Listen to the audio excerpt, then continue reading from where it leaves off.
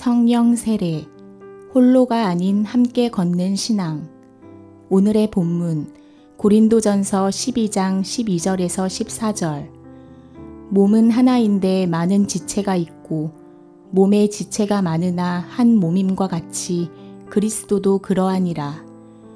우리가 유대인이나 헬라인이나 종이나 자유인이나 다 한 성령으로 세례를 받아 한 몸이 되었고 또 다 한 성령을 마시게 하셨느니라. 몸은 한 지체뿐만 아니요 여럿이니. 나의 구원을 넘어 우리의 사명으로.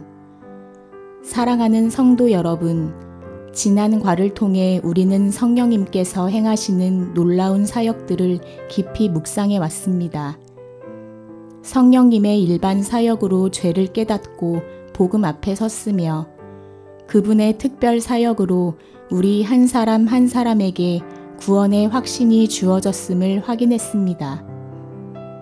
성령님의 보증을 통해 흔들림 없는 소망을 얻었고 양자의 영으로 하나님을 아빠 아버지라 부르는 친밀한 특권을 누리게 되었습니다. 지난 과에는 성령의 내주를 통해 하나님께서 우리 안에 영원히 거주하신다는 가장 친밀하고 영구적인 관계를 확인하며 깊은 위로를 얻었습니다.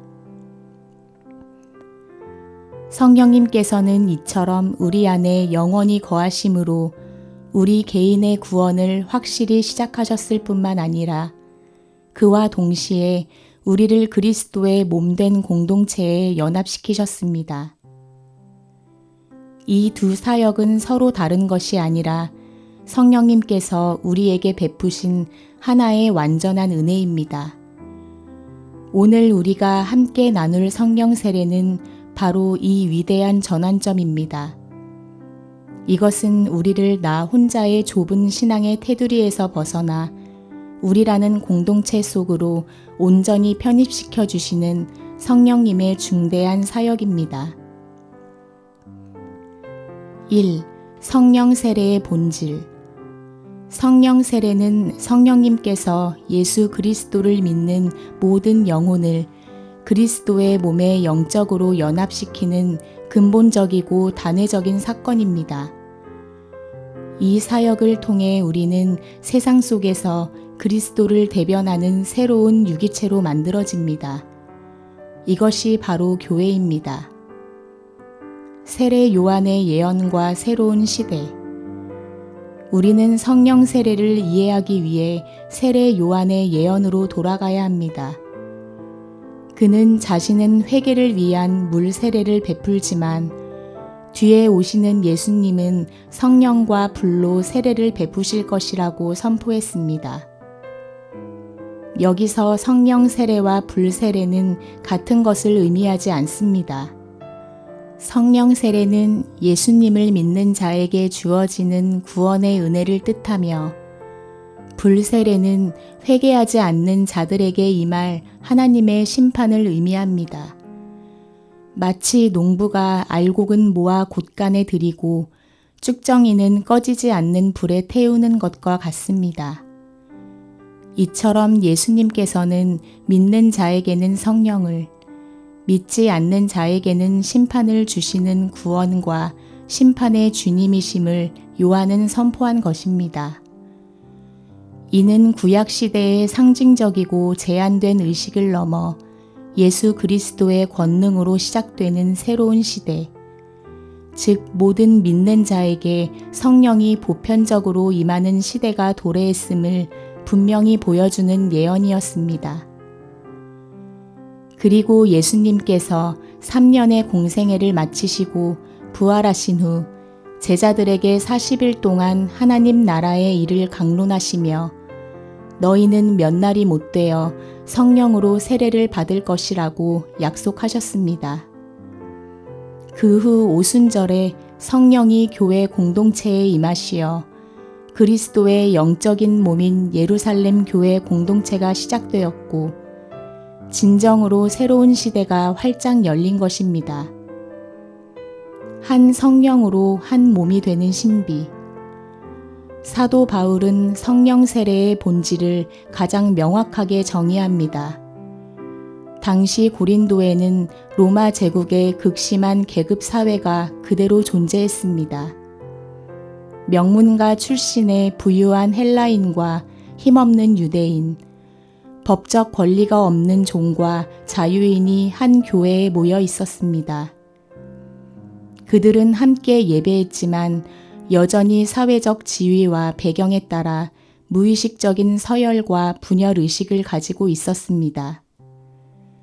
그리고 인맥을 따라 베드로파, 바울파, 아볼로파, 그리스도파로 나누어져 있었습니다. 바울은 바로 그런 그들을 향해 외쳤습니다. 고린도전서 12장 12절에서 13절. 몸은 하나인데 많은 지체가 있고 몸의 지체가 많으나 한 몸임과 같이 그리스도도 그러하니라. 우리가 유대인이나 헬라인이나 종이나 자유인이나 다 한 성령으로 세례를 받아 한 몸이 되었고 또 다 한 성령을 마시게 하셨느니라. 여기서 바울은 인류를 구분짓던 모든 장벽을 뛰어넘어 오직 한 분 성령님께서 모든 믿는 자들을 그리스도의 영적인 몸, 곧 교회라는 유기체 안으로 편입시키셨음을 선포합니다. 이는 너희가 서로 다르다는 이유로 갈라설 수 있는 존재가 아니라 이미 성령님의 능력으로 하나의 유기적 공동체로 묶여진 존재라는 급진적인 선포였습니다. 성령 세례는 단순히 개인의 구원을 넘어 모든 사회적, 문화적 장벽을 무너뜨리고 하나님의 자녀들을 하나의 가족 공동체로 만드시는 놀라운 역사였습니다. 마치 우리 몸의 여러 지체들이 하나의 몸을 이루듯 그리스도 안에서 믿는 우리 또한 각기 다른 배경과 역할에도 불구하고 성령 세례를 통해 하나의 영적인 몸으로 연합됩니다. 성령에 의한 중생이 개인에게 영적인 새 생명이 주입되어 새로운 피조물로 거듭나는 새로운 탄생이라면 성령 세례는 중생으로 새 생명을 얻은 개인이 그리스도의 몸이라는 가족 공동체에 편입되어 한 일원이 되는 것입니다. 2. 성령 세례의 혼동.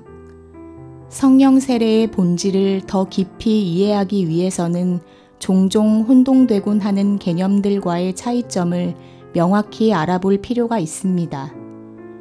1. 성령 세례와 물 세례. 물 세례는 결혼식에서 행하는 공개적인 서약처럼 우리의 믿음을 외적으로 고백하는 상징적 의식이라면 성령 세례는 부부의 영혼이 하나 되는 것처럼 그리스도의 몸과 우리가 하나 되는 실제적인 영적 연합입니다. 2. 성령 세례와 성령 충만. 성령이 충만하게 임한 경우에는 방언을 말하거나 하나님을 높이는 것과 같은 특별한 영적 일들이 일어났습니다. 그러나 성령 세례의 가장 중요한 의미는 모든 그리스도인에게 단 한 번 주어지는 근본적인 사건입니다. 이것은 우리가 예수 그리스도와 연합되어 그분의 몸된 교회 공동체에 편입되는 것을 의미합니다. 또한 성령 세례와 성령 충만은 명확히 구분됩니다. 성령 세례가 예수님을 믿는 순간 우리가 그리스도의 몸에 편입되는 단회적인 사건이라면 성령 충만은 우리가 그리스도인으로서 살아가는 동안 성령님의 인도를 지속적으로 구하며 그분에게 순종하는 지속적인 과정입니다. 바울은 에베소서 5장 18절에서 술 취하지 말라, 오직 성령으로 충만함을 받으라고 권면합니다.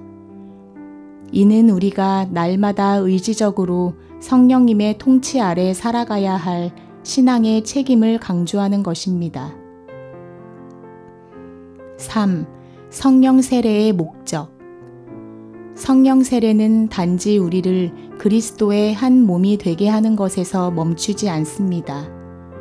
그 궁극적인 목적은 그리스도의 몸이 된 우리가 세상의 증인이 될 영적인 능력과 권능을 부여받는 데 있습니다. 예수님께서는 지상 사역을 마치고 승천하시기 전 제자들에게 마지막으로 가장 중요한 명령을 주셨습니다. 오직 성령이 너희에게 임하시면 너희가 권능을 받고 내 증인이 되리라 하시니라. 성령 세례는 복음 사역을 위한 필수적인 준비입니다. 사도행전은 성령 세례를 통해 나타난 놀라운 기사와 표적을 생생하게 증언합니다. 여기서 기사는 보는 이들에게 놀라움과 경외심을 불러일으키는 초자연적인 사건을 의미하고, 표적은 그러한 기사를 통해 하나님의 임재와 뜻을 계시하고 확증하는 명백한 증거를 의미합니다. 성령 세례를 통해 주어진 능력은 단순히 개인적인 만족을 위한 것이 아니라 하나님의 살아계심과 그분의 복음의 능력을 세상에 알리는 분명한 표식이 되는 것입니다. 이러한 능력은 단순히 뜨거운 감정이나 신비로운 체험에 머물지 않았습니다. 베드로와 요한이 성전 미문에 앉은 안진뱅이를 일으켜 세우고, 바울이 병든 자들을 치유하며 귀신 들린 자들이 온전하게 되는 구체적인 기적들로 나타났습니다. 또한 성령의 권능은 복음을 향한 담대한 선포로 이어졌습니다.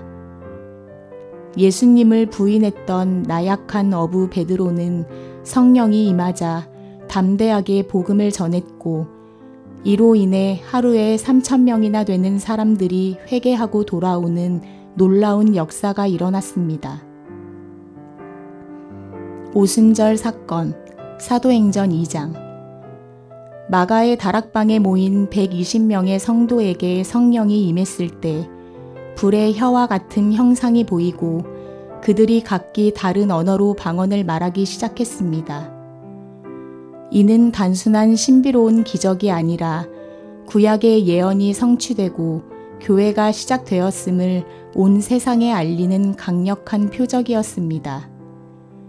또한 예수님을 3번 부인했던 나약한 어부 베드로가 성령의 권능을 힘입어 담대하게 복음의 메시지를 선포했을 때 하루에 3,000명이 회개하고 그리스도를 영접하는 놀라운 기사가 일어났습니다. 이방인의 구원과 보편적 교회, 사도행전 10장. 복음이 유대인에게만 국한된다고 생각했던 유대인 그리스도인들에게는 큰 도전이었습니다. 그러나 이방인 백부장 고넬료의 집에 베드로가 말씀을 전할 때 듣는 모든 사람에게 성령이 임재하시고 그들이 방언으로 하나님을 높이는 초자연적인 현상이 나타났습니다.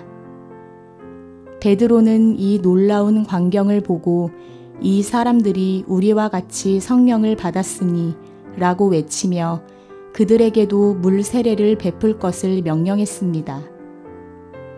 이는 하나님의 구원이 인종과 민족, 신분과 지역의 장벽을 초월하여 온 세상에 임한다는 것을 보여주는 놀라운 기사이자 모든 민족이 그리스도의 한 몸에 연합된다는 명백한 표적이었습니다.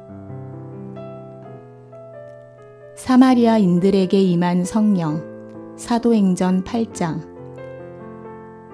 이 사건은 유대인들과 갈등 관계에 있던 사마리아인들이 성령 세례를 받음으로써 그리스도 안에서 모든 민족이 하나가 된다는 사실을 증명했습니다.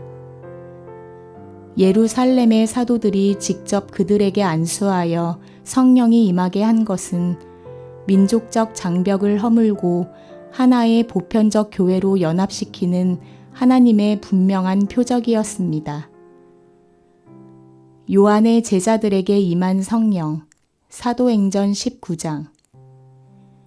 바울이 에베소에서 만난 요한의 세례만 아는 제자들은 성령님에 대해 알지 못했습니다. 바울이 그들에게 복음을 전하고 예수 이름으로 세례를 베풀고 안수하자 성령님이 임하셨습니다. 이는 성령 세례가 예수 그리스도에 대한 온전한 믿음과 직접적으로 연결된 사역임을 다시 한번 확증해 줍니다. 이 모든 초자연적 사건들은 하나님의 목적을 드러내는 분명한 증거들이었습니다. 성령 세례는 바로 우리가 그 증거의 통로가 되게 하며 온 세상이 하나님의 위대한 구원 역사를 목격하고 믿게 하는 사역입니다. 결론: 성령으로 하나 된 몸으로 살아가라. 사랑하는 성도 여러분, 우리는 이미 성령 세례를 통해 그리스도의 한 몸에 속한 완전한 지체입니다. 더 이상 영적 고아가 아니며 외로운 개인이 아닙니다. 우리는 서로의 손과 발이 되고 서로의 부족함을 채우는 유기적인 지체들입니다. 우리의 연합은 세상이 이해할 수 없는 신비로운 진리이자 그리스도의 살아계심을 증언하는 강력한 표적이 됩니다. 이제 이 놀라운 진리를 굳게 붙들고 우리에게 주신 성령 세례의 의미를 기억하며 공동체 안에서 서로를 사랑하고 섬겨야 합니다. 성령님께서 주시는 능력과 지혜를 따라 담대하게 복음을 증거하며 서로 연합하여 그리스도의 몸된 교회를 든든히 세워가는 삶을 살아가야 합니다. 우리의 연합이 복음 증거의 가장 강력한 능력이라는 점을 기억하십시오. 세상은 논리적인 복음의 메시지에 때로는 마음을 닫습니다. 그러나 교회가 그리스도 안에서 하나 되어 서로 사랑하고 섬기는 모습은 세상이 결코 만들 수 없는 기적과 같습니다.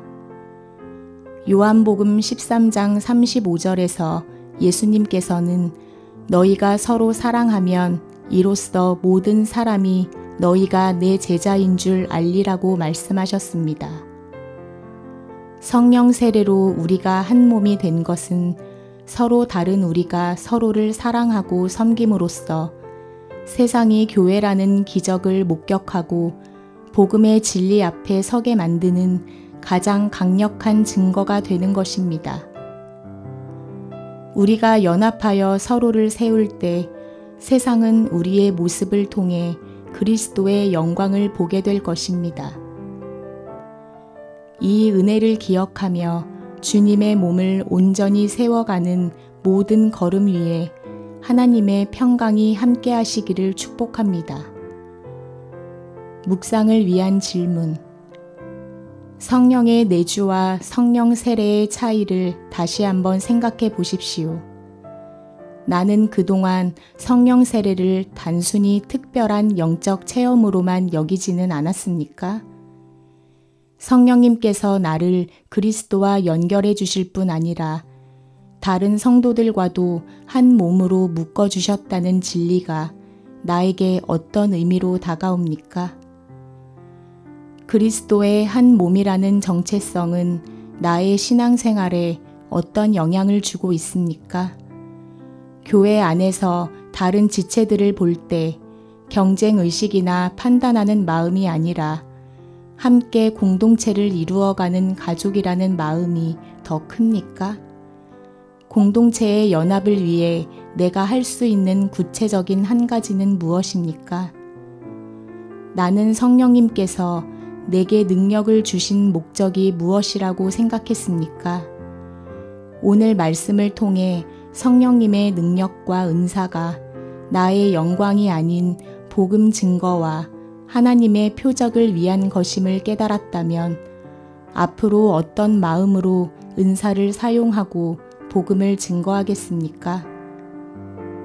고린도전서 12장에서 말씀하는 것처럼 우리 몸은 여러 지체로 이루어져 있습니다.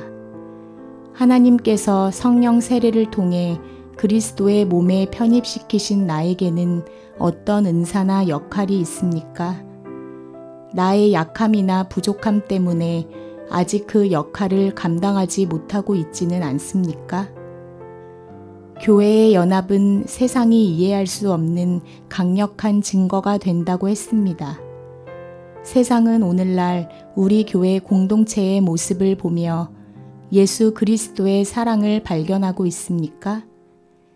내가 속한 공동체가 한 몸으로서의 사랑과 연합을 회복하기 위해 나 한 사람이 어떤 희생과 헌신을 할 수 있을지 구체적으로 생각해 보십시오.